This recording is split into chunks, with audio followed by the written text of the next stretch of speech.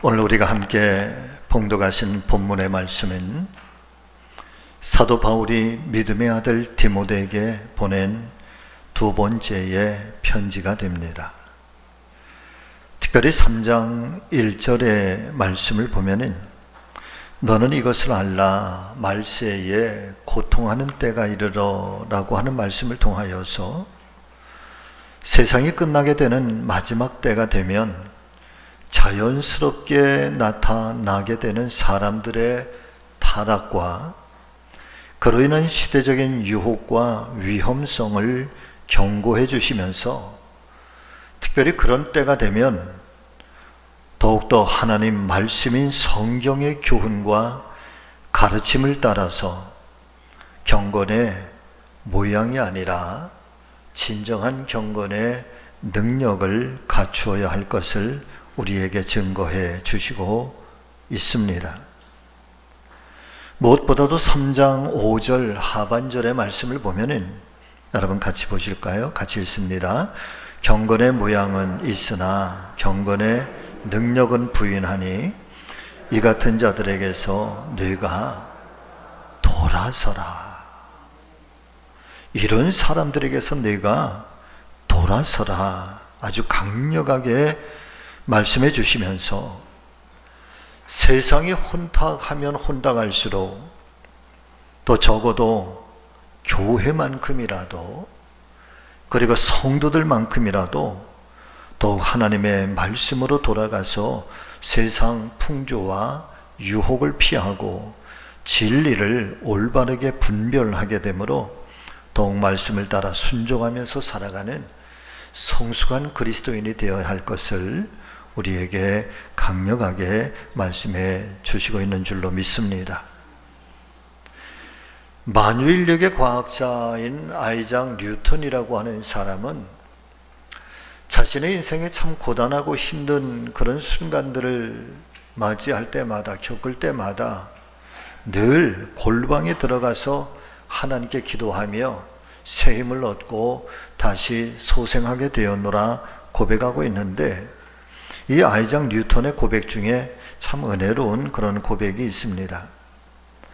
나는 과학자로 늘 천체망원경을 통해 하늘의 별들을 관찰을 합니다. 그러나 나는 동시에 자주 골방에 들어가 천지를 지으신 하나님 앞에 무릎을 꿇습니다. 그러면 세상 어떤 망원경으로도 볼 수 없는 하늘의 영광을 보게 됩니다. 기도는 보이지 않는 세계를 볼 수 있게 하는 내 영혼의 망원경입니다.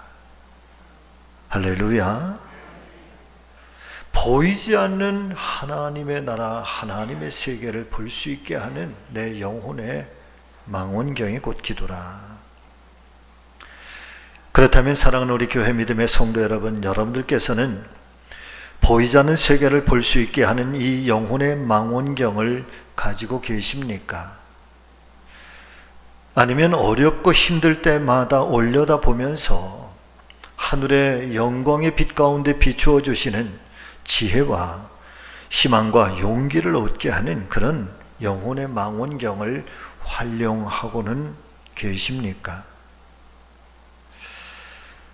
많은 사람들이 특별히 어떤 순간에 아주 극한적인 상황 속에 내몰리게 되면 인격의 함몰 현상을 겪게 되는데 이 인격의 함몰 현상이란 뭘까? 바로 이런 것입니다.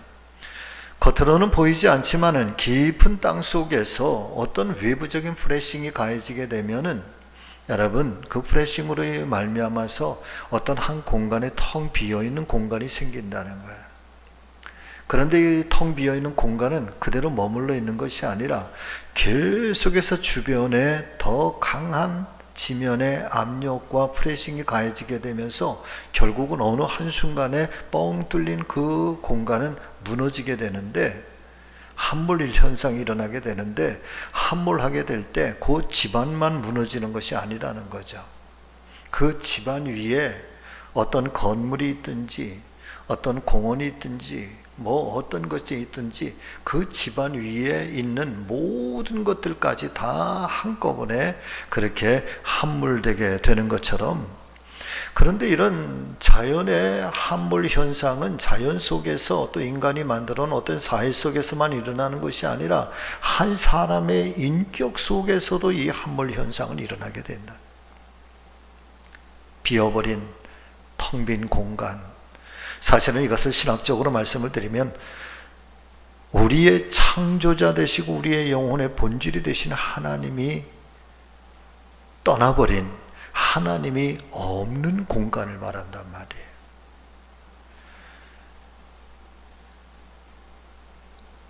그렇게 인격의 함몰 현상을 겪게 되면서 자신의 일생에 모든 쌓아왔던 공든 탑도 단 한순간에 무너져 내리게 되면서 불행한 인생으로 전락하게 되는 것, 이것을 가리켜 인격의 함몰 현상이라.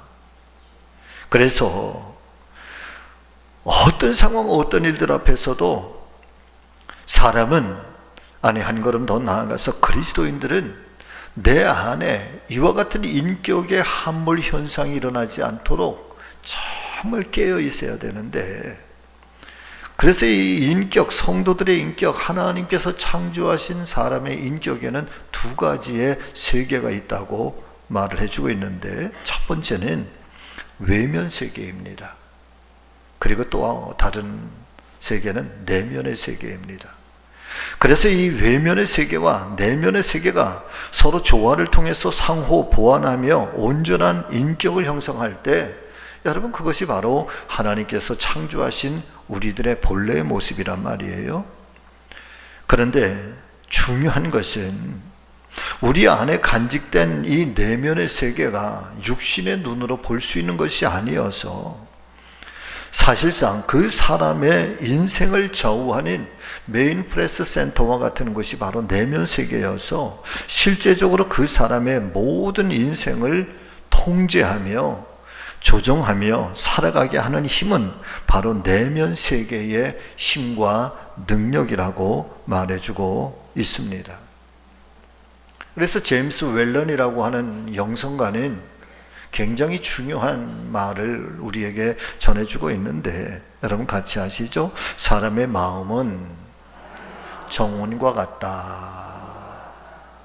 왜 사람의 마음은 정원과 같아서, 그래서 그 마음을 정원처럼 늘 관심을 가지고 아름답고 깨끗하게 잘 가꿔주면 가꿔줄수록 점점 더 아름답게 변해가지만, 그러나 아무리 아름답고 화려한 정원이라고 할지라도 여러분 지속적으로 가꿔주지 않고 방치하게 되면, 그러면 금방 잡초가 무성하게 돼서 황폐하게 되고 결국에는 버려진 정원과 같아진다. 뭐가 그렇다는 거예요, 여러분? 우리의 마음이 그렇다는 거예요. 우리의 내면의 세계가 그렇다는 거예요. 달리 말씀을 드리면 우리의 외면의 세계를 지배하고 통치하고 다스리는 것이 우리의 내면의 힘인데, 내면 세계의 힘이 아름답고 정갈하고 깨끗하고 단정한 것이 아니라 마치 잡초가 무성한 것처럼 쓰레기와 같은 것들로 가득 차 있다고 한다면, 여러분 그렇다면 그 사람의 인생이 과연 어떻게 될 건가? 인격의 함몰 현상뿐만 아니라 아주 처참하게, 저는 이런 표현을 쓰기는 좋아하지 않지만은, 하나님께서 창조하신 이 하나님의 형상을 닮은 인생이 얼마나 천박하게 그 인생이 무너질 수 있는가 말이에요. 그러나 무엇보다도 아름답게 잘 가꾸어진 그 내면의 아름다운 정원에 사는 성도 여러분들이요, 하나님을 주인으로 삼고 하나님을 만나고 깊은 영적 교제가 매일같이 일어나게 된다면 과연 어떻게 될까요?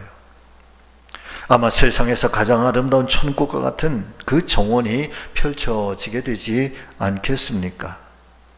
반대로 하나님과의 영적 교제도 없다, 마음의 정원도 그날의 세상의 풍조에 따라서 방치하게 되고, 아마도 그것은 내 영혼의 온갖 쓰레기들로 가득 차게 되는 또 다른 내면의 쓰레기장이 되어버리지 않겠습니까?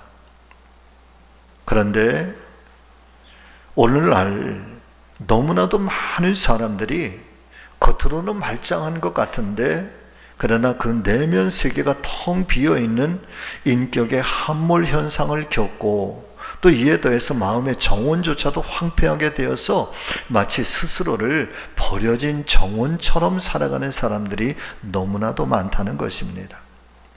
사실상 이런 분들에게 가장 필요한 것이 과연 무엇일까? 저는 세상적인 성공보다도 여러분 이런 분들은요 하나님을 만나야 됩니다. 하나님과의 깊은 영적 만남과 교제를 통해서 자신만의 진정한 존재의 가치를 발견하고 그리고 자기 자신을 향한 하나님의 깊은 사랑과 은혜를 깨닫게 되므로 진정한 내면의 평강을 얻어서 다시금 소망이라고 하는 믿음의 끈을 힘차게 붙잡고 다시 일어나게 되는 것. 여러분, 이렇게 한 사람의 인격이 변화되고 하나님을 만나서 새로운 인생으로 그 가치의 창조가 일어나게 되는 것, 그것이 성경은 뭐라고 얘기를 하는가 하면 성경은 이것을 가리켜서 부흥이라고 이야기를 하는 거예요. 할렐루야. 이게 부흥이라는 거예요.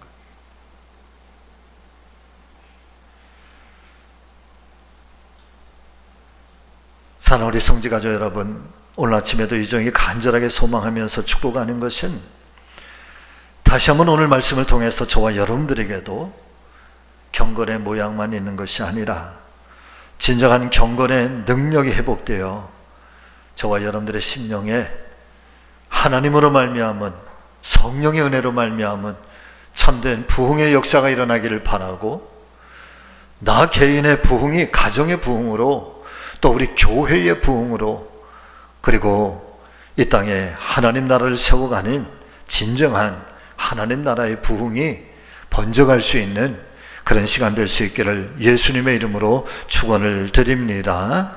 자, 그렇다면 참된 부흥은 내 안에 어떻게 일어나게 되는 걸까? 여러분, 참된 부흥은 첫 번째입니다.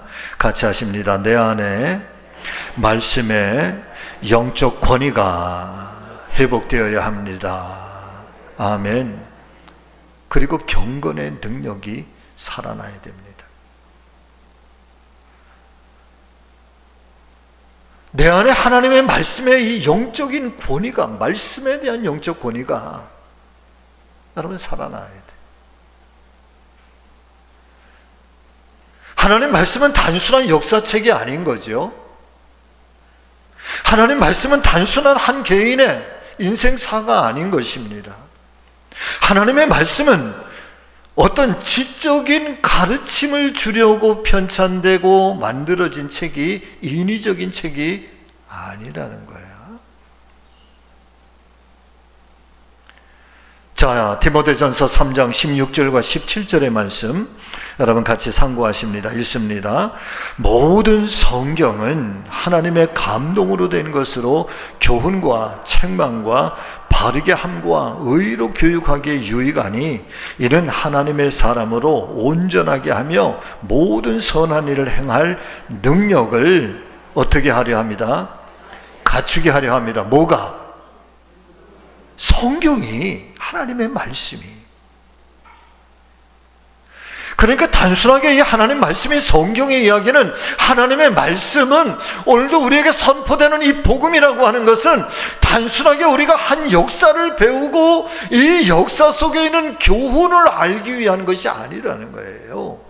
지적인 교육의 책이 아니라는 거야. 이 성경은 하나님의 감동으로 지어진 말씀인데 때로는 이 말씀이 우리를 책망할 때도 있다. 우리를 교훈할 때도 있다.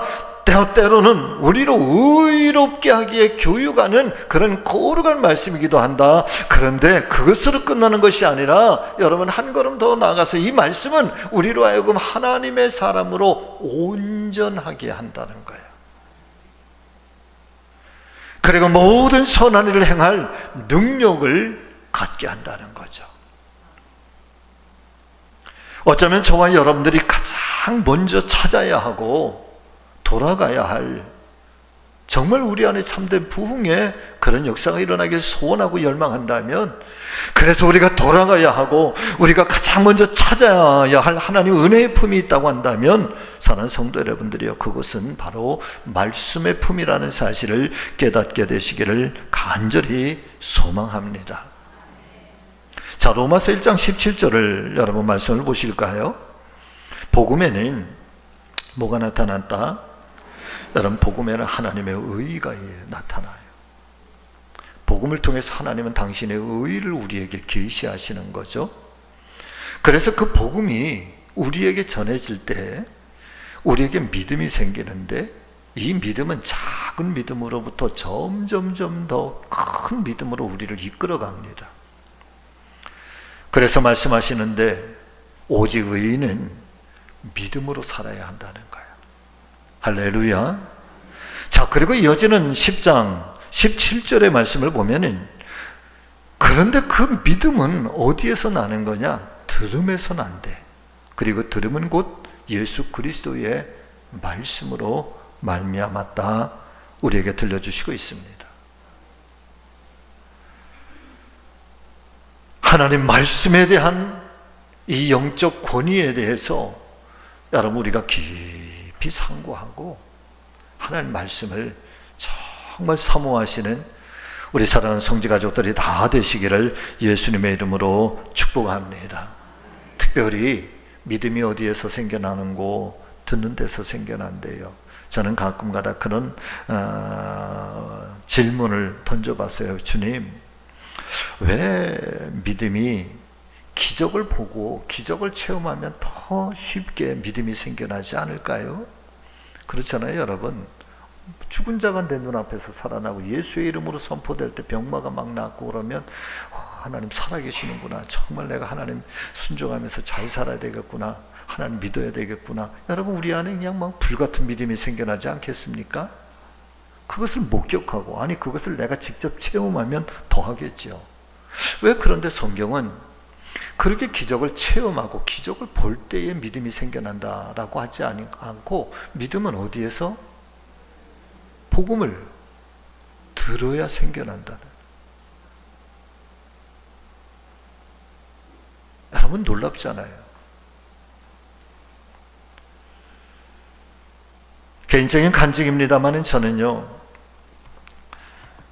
중고등학교 시절에 참 많은 기사, 이적, 표적, 말기암 환자가 그냥 입으로 또 이 아래로 막 피를 막 토해내면서 그렇게 암덩어리가 쏟아지고 치유되고, 소아마비, 어릴 때부터 소아마비를 앓던 사람이 제 옆에서 막 뚜딱딱딱딱 소리가 나면서 막 고통스러운, 막 아프다고 막 소리를 짓고 난 한 3, 40분 뒤에 여러분 그 자리에서 일어나서 걷는 모습도 봤고, 6살, 7살 된 어린아이가 바로 제 앞에서 기도하다가 입신을 했어. 어린아이가 입신을 했어.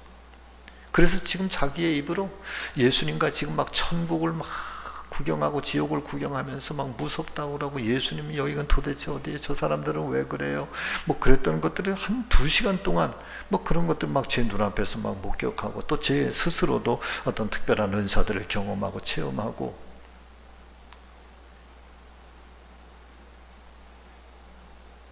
제 안에 믿음이 어마어마하게 큰 줄 알았어. 그런데 정작 오직 주님의 종이 되겠다 하고 선지동산을 들어가서, 신학교 들어가서 2학년 때부터 가만히 돌아보면 제 안에 믿음이 하나도 없었다는 거 아닙니까? 그리고 군대를 갔는데, 군대 3년 동안에 교회를 딱 2번 가봤어. 2번. 못 가게 해서 못 간 게 아니라 안 갔어요. 이등병 처음 자대 배치 받아가지고 어떻게 해서든지 좀 군대 생활 편하게 할 수 있는 방법이 뭘까? 그런데 어느 날 목사님께서, 그 부대 군목 목사님이 오셨더라고. 그러면서 교회 다녀본 사람 손 들어봐요 그러더라고. 한 10대 명 손 들었는데 내가 손을 번쩍 들었어요. 목사님은 교회 다니는 사람 손 들어보라고 그랬는데, 예, 목사님 저는요 감리교 신학대학교 4학년 졸업했고요, 성가대 지휘도 해봤고요, 전도사로 있다가 군대 왔어요. 왜? 혹시 군종병으로 써줄까 하고 근데 목사님이 저를 외면하시더라고. 그리고 나서 제대할 때까지, 마지막 제대 바로 직전에 목사님께 인사드리러 교회, 그래서 군대 생활하면서 여러분 교회 딱 2번 가봤어요. 믿음 다 사라졌어요. 기적을 체험하고 살아계신 하나님 능력 찬양합니다. 영광 올려드립니다. 주님은 나의 주님이십니다. 제가 주님 위해서 목숨까지도 다 던지겠습니다. 그랬던 그 믿음 어디로 사라졌니? 다 사라져. 교회를 안 가고 하나님 말씀을 듣지 않으니까 여러분 스물스물 내 안에 있던 믿음의 뿌리조차도 다 사라져요. 그래서 알았어요. 기적을 체험하고 기적을 보았기 때문에 믿음이 생겨나는 게 아니라 끊임없이 하나님의 말씀이 내 안에 들려올 때 내 안에 믿음은 또 다른 믿음으로, 더 큰 믿음으로 성장하고 성숙해진다는 것을, 그래서 이 말씀이 진리라고 하는 것을 깨달아요. 사랑 믿음의 성도 여러분들이요, 좋은 소리를 들으실 수 있기를 바랍니다. 믿음의 소리를 들으시기를 바랍니다. 생명의 소리를 들어야 합니다. 원망, 불평, 비난, 비판, 원수 맺는 소리, 부정적 소리들 여러분 결코 귀담아 듣지 말아야 할 것입니다. 왜 그럴까? 나에게 들려오고 있는, 내 귀에 들려오고 있는 그 소리는 단순한 소리가 아니라 그 소리가 내 삶을 결정할 수 있기 때문에 그렇습니다.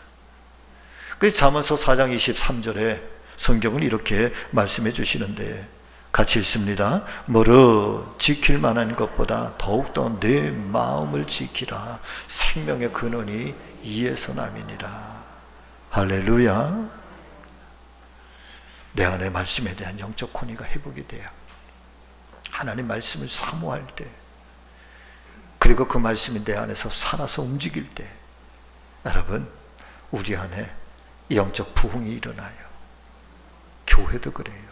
하나님 말씀이 이 안에 살아나야 그때 여러분 깜짝 놀랄 그런 하나님의 놀라운 부흥의 역사가 일어난다는 사실을 기억하시면서 하나님의 말씀의 영적인 권위가 내 안에 여러분 회복될 수 있기를 예수님의 이름으로 축원합니다.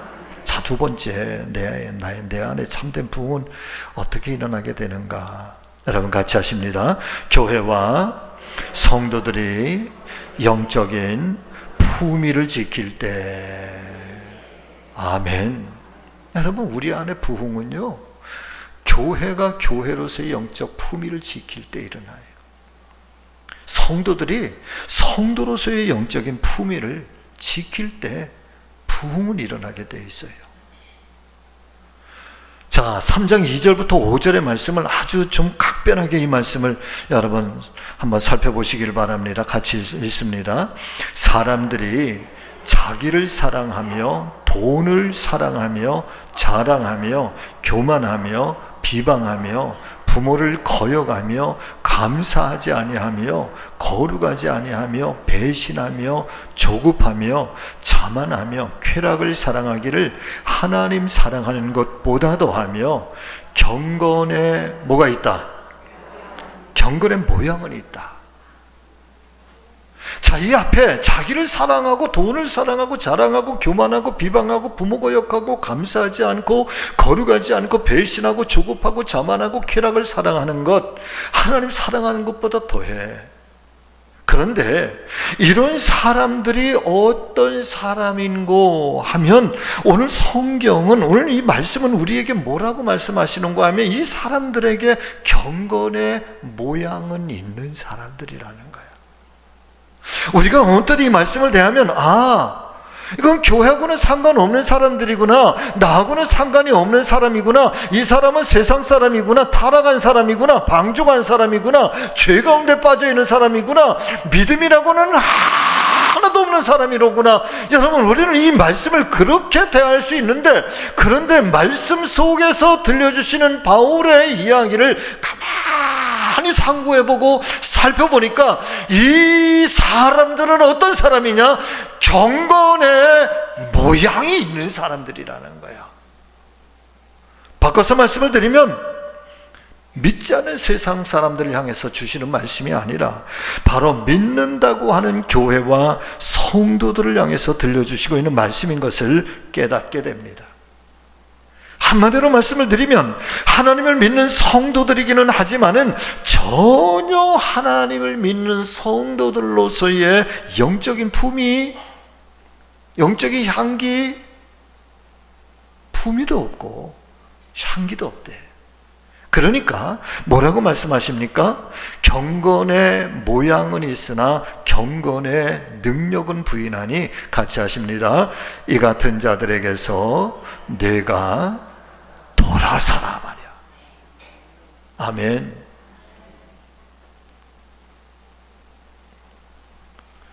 만일 교회와 성도들의 모습이 이와 같다면 여러분, 도대체 누가 예수를 믿으려고 하겠습니까?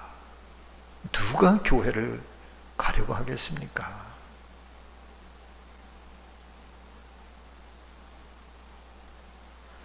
교회는 교회로서의 거룩하고 신실한 품위가 있어야 하고, 성도들은 성도들로서의 영적인 품위를 온전하게 지켜나갈 때, 여러분, 그것은 비로소 누군가에게 이 온전한 품위가 감동을 주고 영향력을 끼쳐서 부흥의 불길이 타오르게 되고 부흥의 불길이 번져가게 된다는 사실을 우리 모두가 깨달아야 할 줄로 믿습니다. 물론 이 영적인 품위가 과연 뭐냐, 단순하게 이거다 라고 그렇게 간략하게 말씀드릴 수 있는 것은 아니지만은, 그러나 중요한 것은 가장 먼저 오늘 아침에 우선순위를 따라서 이 영적인 품위, 교회로서의 영적인 품위와 성도로서의 영적인 품위의 가장 처음 출발점이 되는 것이 과연 뭘까? 교회를 세우고 교회를 지탱할 수 있는 힘은 뭘까? 내가 성도로서의 품위를 지켜나가고 성도로서의 온전한 사람이 되어가려고 할 때에 그 첫 번째의 근본과 같은, 근원과 같은, 원칙과 같은 것은 도대체 뭘까? 여러분, 그 품위가 도대체 뭘까? 바로 이거예요. 여러분 같이 하십니다. 나는 예배자입니다. 아멘. 나는 예배자라고 하는 품위가 있어야 된대.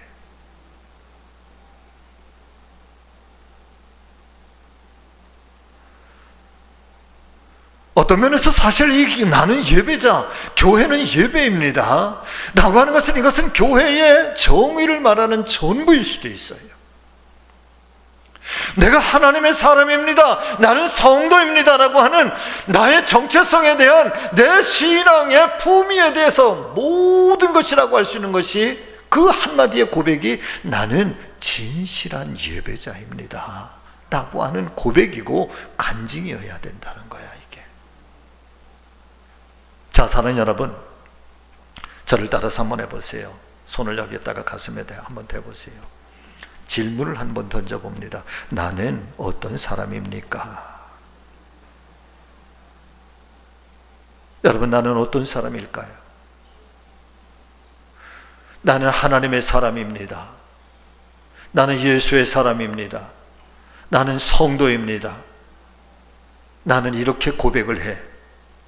그런데 나를 알고 있는 누군가가 나를 향해서 너는 교회를 다니는 사람이로다, 너는 교인이로다 라고 말한다면, 그러면 나는 성도입니다, 나는 하나님의 사람입니다, 나는 예수를 믿는 사람입니다 라고 하는 내 스스로가 나에게 드리는 이 고백과 다른 사람이 너는 교회를 다니는 사람이다, 너는 교인이로다 말하고 하는 이 차이가 도대체 뭐냐 말이에요.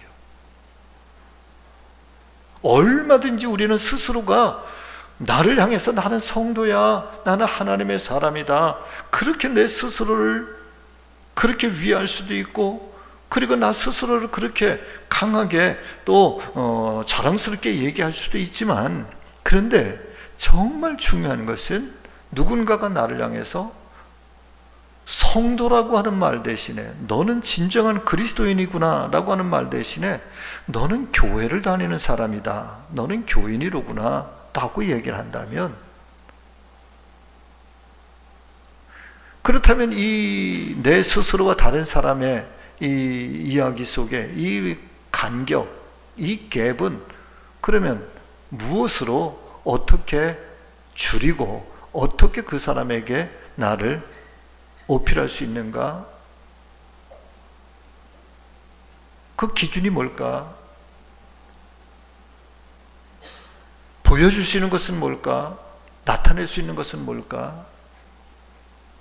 바로 나는 예배자입니다 라고 하는 이 신실성이라는 말이에요. 내가 신령한 영적 예배를 드리는 사람이고, 그리고 예배를 통해서 하나님의 음성을 듣고 그 말씀이 주시는 은혜와 믿음에 따라 내 삶의 현장에서도 내가 성도로서의 온전한 품위를 유지하고 지키면서 살아가는 사람은 성도인 것입니다. 그러나 단지 교회를 오고 다니면서 교회를 다닐 뿐 예배와 말씀과 찬양과 기도가 나의 실제적인 나의 삶에서 영향도 끼치지 못한 채 전혀 상관없이 세상과 전혀 다를 바 없는 삶을 살아가고 있다면, 여러분, 이 사람은 교회를 다니고 있는 교인일 수밖에 없는 것이죠.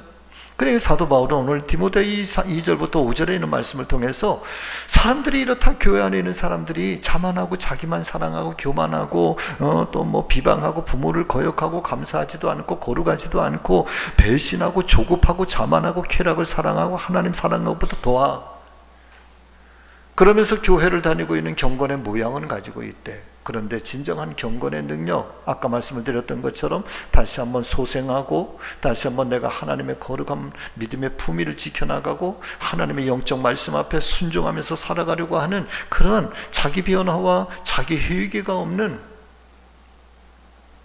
너는 이런 사람들 가운데서 돌아서라. 할렐루야.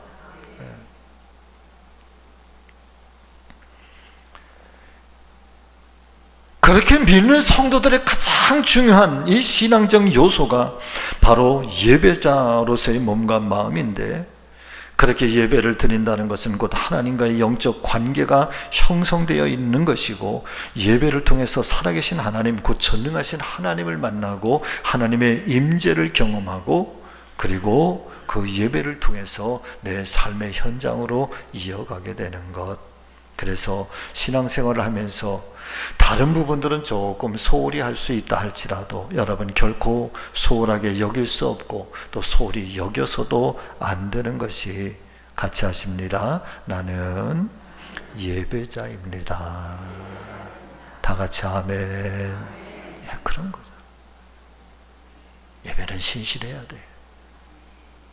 정말 예배는 하나님의 임재를 경험하고 하나님의 말씀이 들려오고 말씀 앞에 우리의 믿음이 성장하고, 그리고 그 말씀의 영적 권위 앞에 여러분 나를 쳐서 온전히 복종하고 그 말씀이 영광을 얻을 수 있도록.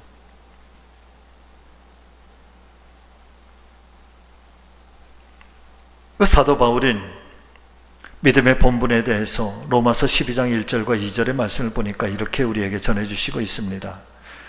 그러므로 형제들아, 내가 하나님의 모든 자비하심으로 너희를 권하노니 너희의 몸을 하나님이 기뻐하시는 거룩한 산 제물로 드리라. 이는 너희가 드릴 영적 예배니라. 너희는 이 세대를 본받지 말고 오직 마음을 새롭게 함으로 변화를 받아 하나님의 선하시고 기뻐하시고 온전하신 뜻이 무엇인지 분별하도록 하라. 뭘 통해서? 영적인 예배를 통하여서. 할렐루야. 사랑하는 우리 성지가족 여러분, 저는 우리 교회가 큰 부흥의 역사가 일어나기를 소망합니다. 다음 주의 말씀은 이 땅에 부흥의 불을 다시 붙이자. 그런데 먼저 우리 안에 부흥의 불길이 일어나요. 하나님 말씀에 대한 영적 권위. 그래서 돌아설 수 있는, 하나님 기뻐하시지 않는 것들로부터 돌아설 수 있는 믿음의 용기가 있어요. 그리고 성도로서의 영적 품위를 지켜나 복음이 천박해지지 아니하도록 하나님의 거룩한 교회가 영적인 품위를 지켜나가는 거룩한 교회로서의 아름다운 모습을 회복해 나갈 때 여러분, 이 부흥은 우리 안에서 불같이 일어나고 이 부흥의 불길은 세상을 변화시키는 힘과 능력이 될 줄로 믿습니다. 이 한 주간 저와 여러분들에게 이 소명이 주어진지를 믿으시고 이 한 주간도 하나님 큰 영광이 저와 여러분들 통해서 나타나는 축복의 우리 성지가족들 다 되시기를 예수님의 이름으로 축원합니다.